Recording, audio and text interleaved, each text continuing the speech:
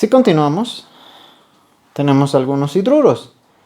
¿Qué son los hidruros? Son compuestos que pueden ser hidruros metálicos cuando el metal se combina con hidrógeno.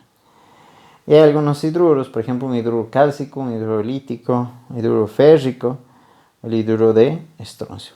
Bajo el mismo principio, ¿no? Intercambian los números de oxidación y básicamente es fácil de poder escribirlos, ¿no? ¿Por qué? Porque el hidrógeno como número de oxidación tiene -1, entonces obviamente no tenemos dónde intercambiar, ¿no? Siempre los metales van a tener como subíndice 1 y el hidrógeno como subíndice van a tener el número de oxidación que tenemos, ¿no? Si es como el tercer caso, hidruro férrico, ICO 3, si fuera oso 2, ¿verdad?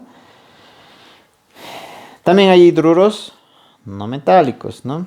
Que se los denomina aluros de hidrógeno, ¿no? Y justo a lo que mencionábamos hace un momento atrás, cuando estos no metales, como el flúor, se combinan con el hidrógeno, forman ácidos, ¿no? Que se denomina ácido fluorhídrico, por ejemplo. Cuando está combinado el cloro y el hidrógeno, ácido clorhídrico, que creo que ustedes ya los conocen, ¿no? El clorhídrico en especial lo han debido utilizar en el laboratorio de química general. Y es un ácido clásico, ¿no? Entonces, por otro lado tenemos al sulfuro de hidrógeno, que es el ácido sulfídrico, H2S, ácido bastante corrosivo.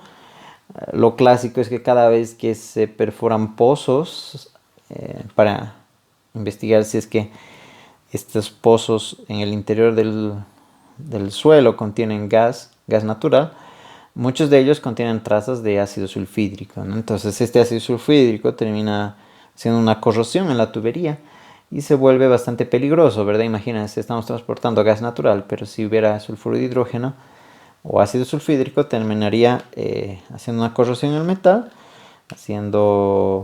pudiendo causar una explosión, ¿no? Entonces hay que tener cuidado. Hay tratamientos químicos para retener este ácido sulfúrico y simplemente que pueda solo moverse el gas natural. Incluso hay lo que significan las membranas hechas de materiales especiales que prácticamente actúan como tamices moleculares, ¿no? Dejan pasar el metano, pero detienen al ácido sulfídrico, ¿no? Imagínense como cuando hacemos un quequito para tamizar la harina. Lo que hacemos es, ¿no? Cernimos la harina, ¿no? Colocamos la harina encima del tamiz y empezamos a mover el tamiz. Y todo lo grueso se queda en la parte superior y lo que es menor del tamaño del tamiz empieza a pasar. Es lo mismo con el tema de nivel de moléculas, ¿no? Entonces lo grueso, que sería el ácido sulfídrico, se queda y solo atraviesa el metano, el CH4, que lo vamos a ver en un momento más. Y ahí está, hay algunos hidruros volátiles donde se combinan, por ejemplo, ¿no? Este hidrógeno con un no metal. Hay varios de ellos, ejemplos. El primero con nitrógeno.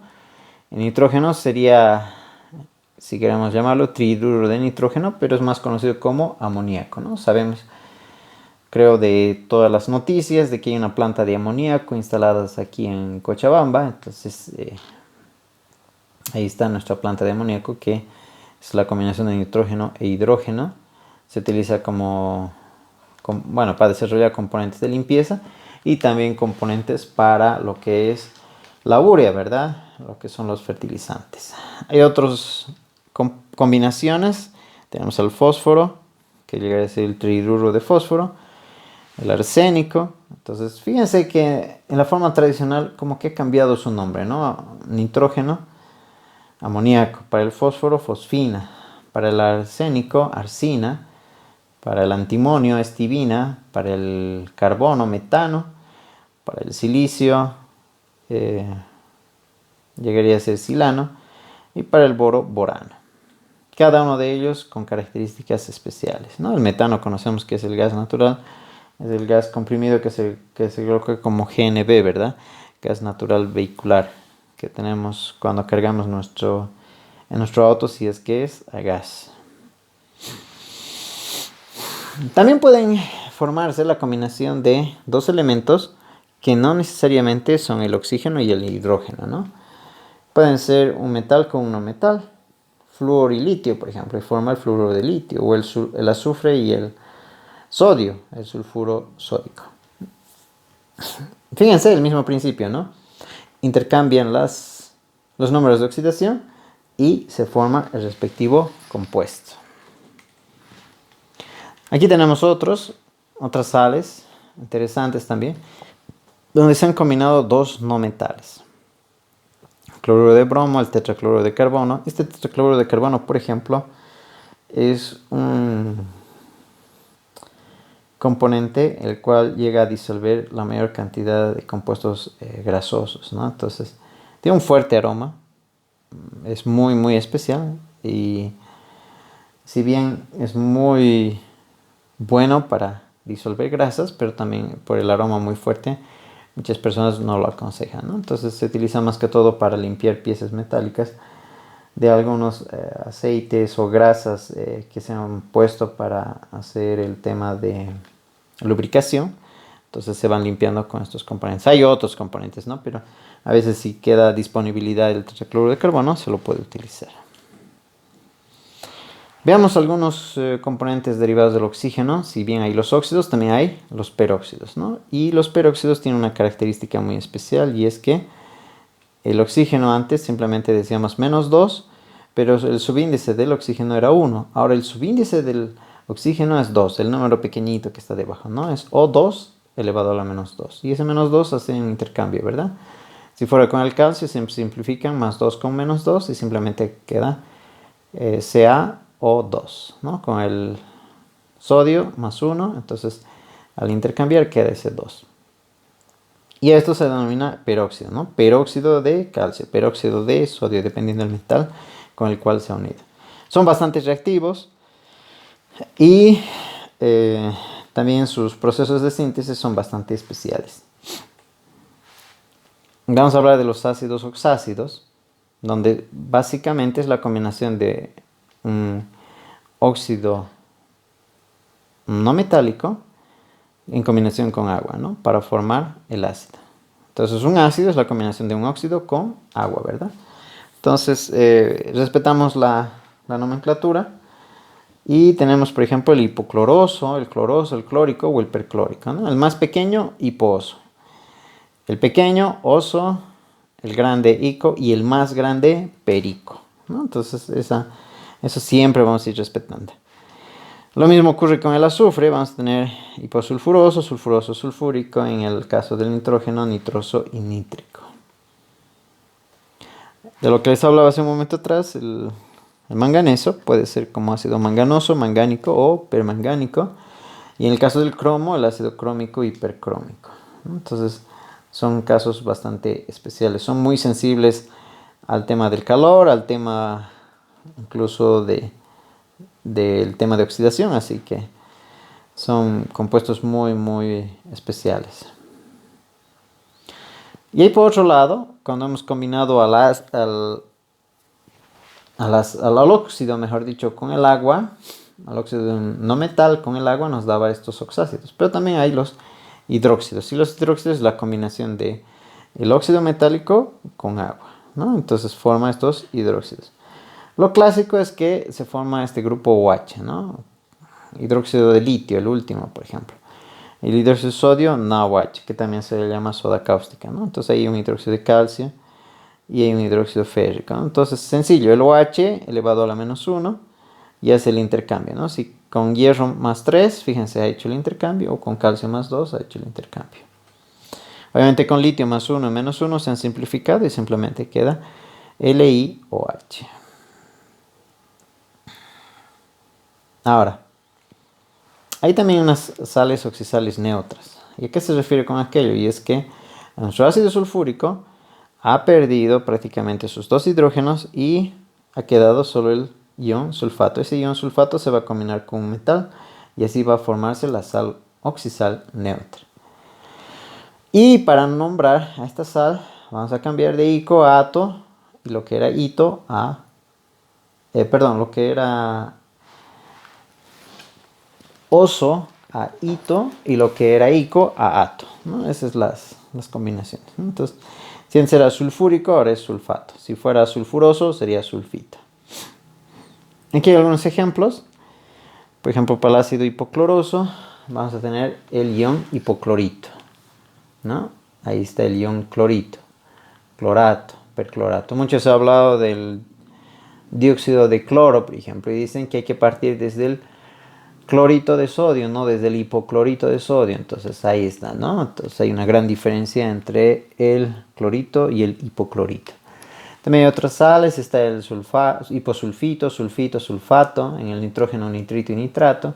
Y fíjense, en el fósforo y en el carbono hay casos bastante especiales, ¿no? Hay el famoso 425, en el caso del fósforo, ácido pirofosforoso, y el pirofosfórico, el 427. ¿Por qué le llamo 425? Porque fíjense, hidrógeno 4, fósforo 2, oxígeno 5. Son muy específicos, pero puede existir ese tipo de combinaciones, ¿no? Entonces, obviamente, su sal va a ser el pirofosfito o el pirofosfato. Y en el caso del carbono también hay casos así muy especiales, como es el ácido pirocarbonoso, el pirocarbónico, el ortocarbonoso y el ortocarbónico, ¿no? Entonces, fíjense que es igual el 625 y el 627, ¿no? O el 43 y el 44 de los últimos. A diferencia de los clásicos, ¿no? El ácido carbonoso, que es clásico, o un ácido carbónico, que también es un clásico. Pero los otros son casos muy especiales, configuraciones que a veces se da a través de estas síntesis inorgánicas. Algunos ejemplos de estas sales, ¿no? El clorato de hierro, clorato, fíjense que la valencia o el número de oxidación es 1 o menos 1 y el hierro más 3, entonces hace el intercambio respectivo, ¿no? Entonces, para un sulfito de plomo, 4, ¿por qué? Porque nos indica, ¿no ve? El estado de oxidación de plomo más 4 y el sulfito era menos 2, entonces el 4 iría debajo del ion sulfito y el 2 debajo del plomo, pero se simplifica, ¿verdad? Si son múltiplos, se simplifica y por eso queda con plomo 1 y sulfito 2. Algunas otras sales, esta sal, por ejemplo, es la sal oxisal ácida. Y fíjense, si antes teníamos el sulfato de calcio, el CaSO4, ahora fíjense con el sulfato ácido de calcio. El hidrógeno, ¿cómo ha quedado? Ahí está presente, ¿verdad? El ácido sulfúrico es H2SO4, pero en este caso no ha perdido los dos hidrógenos, se ha quedado con un hidrógeno. Y a esto se los llama el anión sulfato ácido, ¿no? Su sal va a ser sulfato ácido del metal que tengamos ahí. Entonces, ahí está el sulfato ácido de calcio. Aquí hay otros ejemplos. Tenemos al fosfato ácido. Y si es que, como el caso del ácido fosfórico, que tiene 3 hidrógenos, no necesariamente puede perder todos los hidrógenos, ¿no? Puede perder 1, como en el primer ejemplo, y 2, como en este segundo ejemplo. Entonces, perdón, al revés, ¿no? En el otro ha perdido 2 y en el otro 1. Entonces, fíjense que puede variar, ¿no? Puede cambiar dependiendo de la situación, cuántos hidrógenos puede perder. El ácido carbónico puede perder solo un hidrógeno y queda el ion bicarbonato o carbonato ácido. Entonces, fíjense, el hecho de llamar bicarbonato no implica que hay 2 carbonos, ¿verdad? Es una nomenclatura que se le ha puesto al carbonato ácido. Entonces puede haber un bisulfato, ¿no? Entonces estamos hablando de un sulfato ácido. Entonces tengan mucho cuidado. Eso creo que causó un poco de shock en algún examen cuando les coloqué el carbonato, mejor dicho el bisulfato. Entonces estábamos hablando del sulfato ácido. Algunas sales básicas. ¿Y qué ocurre? Y es que ahí está el ejemplo, dice ácido nítrico se combina con hidróxido de magnesio y forma el nitrato básico de magnesio. Fíjense que no reaccionó los 2 oxidrilos del magnesio, solo reaccionó un oxidrilo. Y cuando me refiero a oxidrilo estoy hablando del grupo OH, ¿verdad? Solo para quedar bastante claro. Entonces no reaccionó todo, sino que parcialmente ha reaccionado. Y lo que forma es agua y esta sal básica. También puede haber sales dobles o triples. ¿Y a qué me refiero esto? Y es que puede haber con varios cationes, ¿no? ¿Qué es un catión? Son todo aquello que es positivo y el anión todo lo que es negativo. ¿Y cationes quiénes son positivos? Lo usual son los metales. Aquí vamos a ver algunos ejemplos. Fíjense la combinación de sulfato de sodio y sulfato de potasio puede formar la sal de sulfato doble de potasio y sodio. Puede darse 2 sales, ¿no? Y hasta en algún momento puede combinarse hasta 3 sales, ¿no? Tres iones. Como el último ejemplo, ¿no? Hay litio, hay potasio y hay sodio. Entonces, fosfato triple de litio, potasio y sodio. Entonces, fíjense que el litio tiene +1, potasio +1, sodio +1. Juntos dan +3, ¿verdad? Y el ácido fosfórico es H3PO4. Los 3 hidrógenos han sido reemplazados cada uno por distinto metal. A todos los metaleros están felices, ¿no? Arriba el metal. Entonces, ahí está. No es complejo, simplemente recordar un poco cuántos hidrógenos tiene disponibles cada sal y con ello completar, ¿no? En el caso del cloruro de potasio más el cloruro de magnesio, que sería el tercero contando desde abajo, forma el cloruro doble de magnesio y potasio. Magnesio +2, potasio +3. Perdón, +1. Sumados 2 +1 +3. Y el cloruro -1, ahí está, ¿verdad? Entonces, fácil de poder ubicarse cómo escribir a estas sales con varios cationes. Pueden ser dobles, triples. Lo usual es que estas sales aparecen en la naturaleza, ¿no? No son muy como que utilizadas en laboratorio. Pueden serlas, pero no es muy común.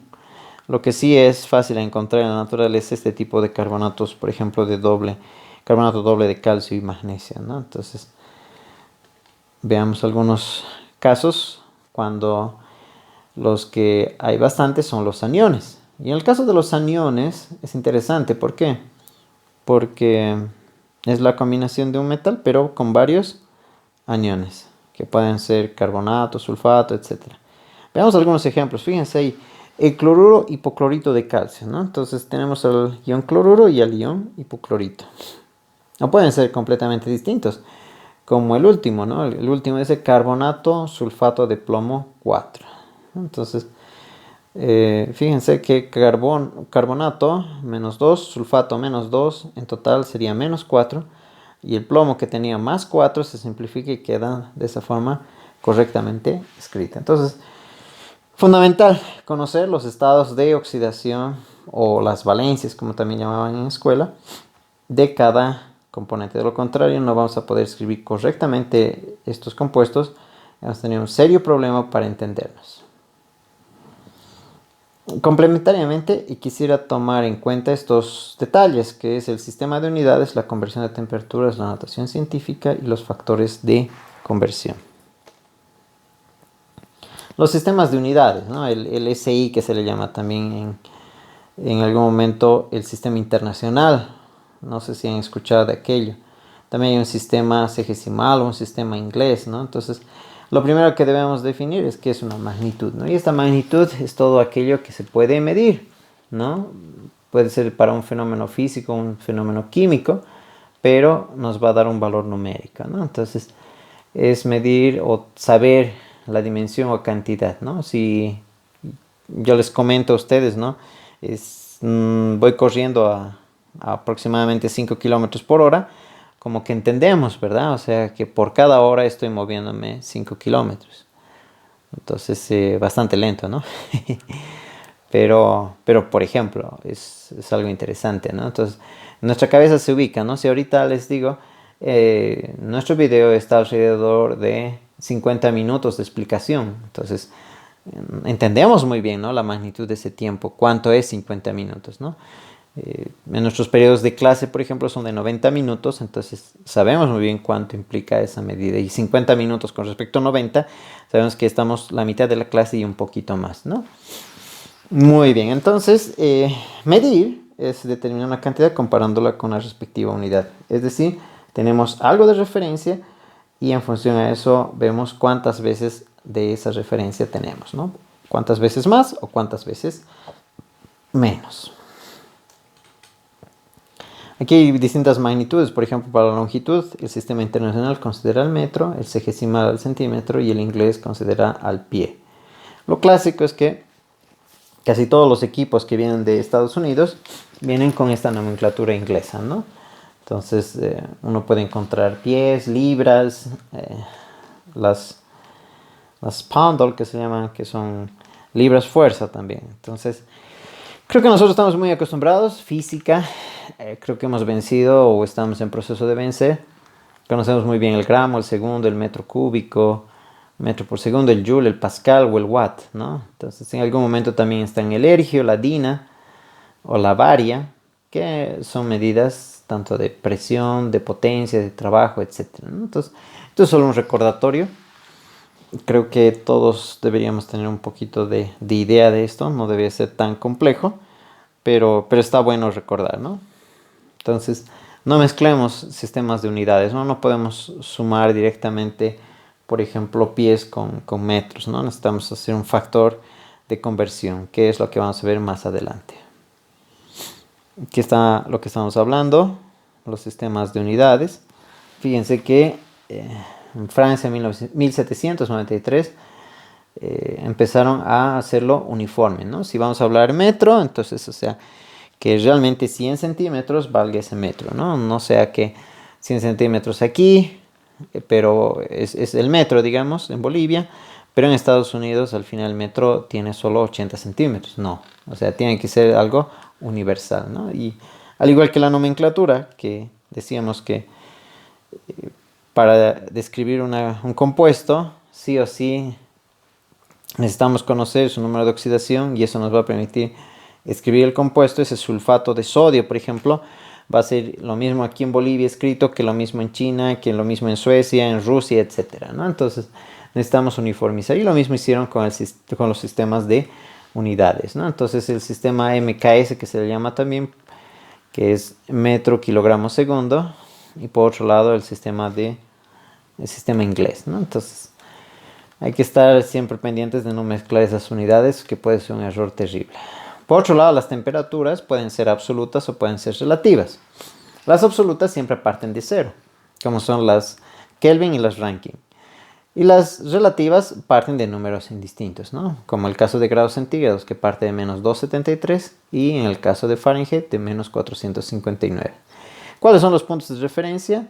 Por ejemplo, el cero absoluto, ¿no? 0, 0, absoluto, cumple muy bien Kelvin y Rankine, pero en centígrados es menos 273 y menos 459, ¿no? El punto de fusión de hielo, en el caso de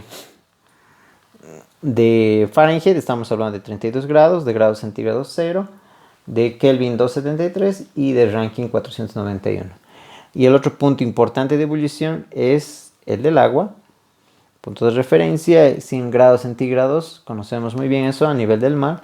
Y a nivel del mar también debería ser 212 Fahrenheit, 373 Kelvin y 671 grados Rankine. Para poder relacionarlos simplemente hacíamos, ¿no?, una relación directa, ¿no? Y ahí están algunos de los ejemplos que hacíamos en estas relaciones directas, ¿no? No podemos sumar grados centígrados con grados Fahrenheit, ¿no? Necesitamos hacer una relación de su equivalencia, ¿no? Entonces ahí está un repaso también para las conversiones de temperaturas. Si hablamos de notación científica, creo que es muy conocido para nosotros: 1 por 10 a la 0, 1, ¿verdad? 1 por 10 a la 1, 10. 1 por 10 al cuadrado, 100, ¿no? Entonces es muy fácil de ubicarse cuántos ceros después del 1 vamos a ir colocando, ¿no? Solo de una forma memotécnica. Por otro lado, si vamos hacia el lado pequeño, porque estos son números grandes, 10 a la 3, 10 a la 6, 10 a la 9, pues si vamos a un número pequeño es 10 a la menos 1, ¿no? Entonces, ¿cuántas posiciones después de la coma vamos a escribir, ¿no? Entonces, está fácil, no es complejo, es recordar nomás simplemente la nomenclatura o la notación científica, mejor dicho. Hay algunos ejercicios para que puedan repasar. Hay algunos detalles interesantes en la notación científica, las leyes de potencia. En adición, por ejemplo, como es misma base, 10, 10, simplemente sumamos m, ¿verdad? Si estamos en la misma base, por ejemplo, no tenemos problema. Pero sí sumamos cuando hay el caso de la multiplicación, ¿no? 10 a la m por 10 a la n, entonces como es misma base, 10m más n. Si es misma base pero estamos haciendo sumatoria, simplemente va a ser el valor, como es la misma base 10, sigue siendo el valor de m, solo sumamos la base nada más. En el caso de la división es una diferencia y en el caso de una potenciación es una multiplicación, ¿no? Si 10 a la m le vamos a la n, va a ser 10m por n. Esto lo hemos visto, ¿no? En física 1 y incluso antes de ingresar a la universidad debíamos tener bastante ideas sobre las leyes de potencias. Y aquí hay algunos múltiplos o submúltiplos que también nos ayudan a entender el tema de cómo se maneja, ¿no? Si decimos kilómetro, entendemos que de la unidad base es 1000, ¿verdad? 10 a la 3. Y lo mismo ocurre si pensamos en el otro lado, en milímetros, si decimos, o sea, es 10 a la menos 3, ¿no? 1000 veces menos la cantidad que estamos definiendo. Entonces, aquí vamos desde lo más interesante, como es 10 deca, hecto 10 al cuadrado, kilo 10 a la 3, mega. Y creo que como que entendemos, ¿no? Ahora cuando decimos, vas a comprarte tus megas, estamos comprando 10 a la 6 bytes, ¿no? Entonces, megabytes.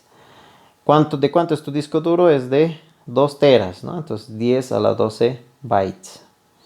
Por otro lado, si pensamos en el lado pequeño, porque todos los restos son valores grandes, imagínense iota, que es 10 a la 24. Pues si vamos a hacer el lado pequeño, que debería ser la menos, como que tenemos una idea del milímetro, 10 a la menos 3, pero también tanto se ha hablado de la nanotecnología.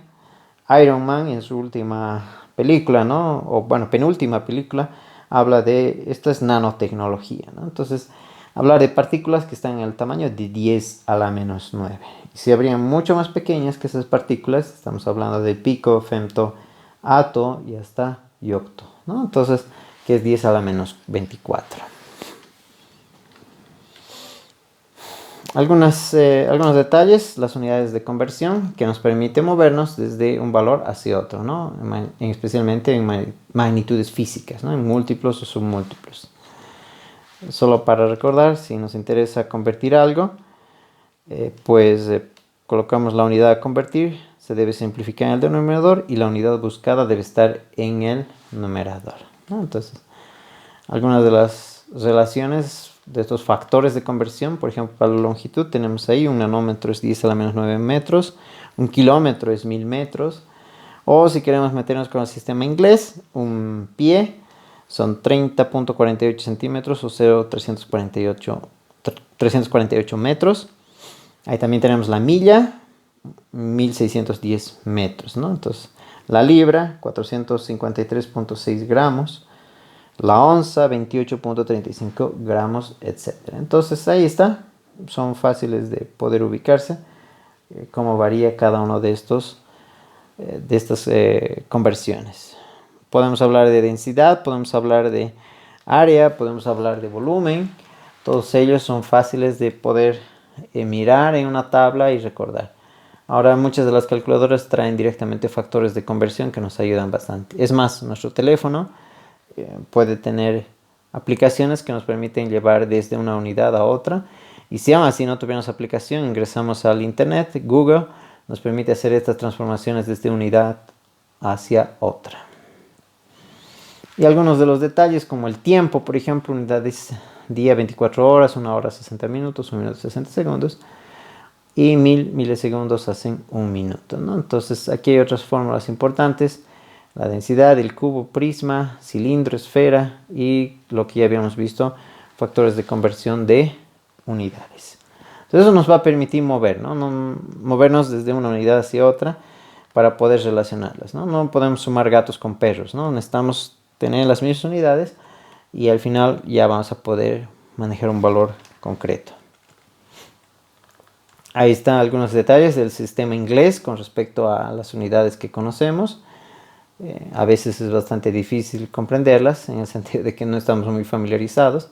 Por ejemplo, una yarda dicen que es 0.91 metros, ¿no? 0,9 metros. Entonces, no llega a ser 1 metro, entonces tenemos que acostumbrarnos. Ahí están algunos ejemplos, por ejemplo, de lo que les decía, del kilómetro por hora, llevarlo a metro por segundo, ¿no? Entonces, solo para repasar, siempre las unidades que queremos eliminar, entre comillas, deben estar, si está en el numerador, queremos eliminarla, debe estar en el denominador hasta encontrar las unidades que nos interesan. Este otro ejemplo con respecto a masa y volumen, que sería la densidad, y en el anterior era longitud con respecto a unidad de tiempo. Y por último quisiera tocar lo que es el conceptos básicos con respecto a las leyes fundamentales de la química y la estequiometría.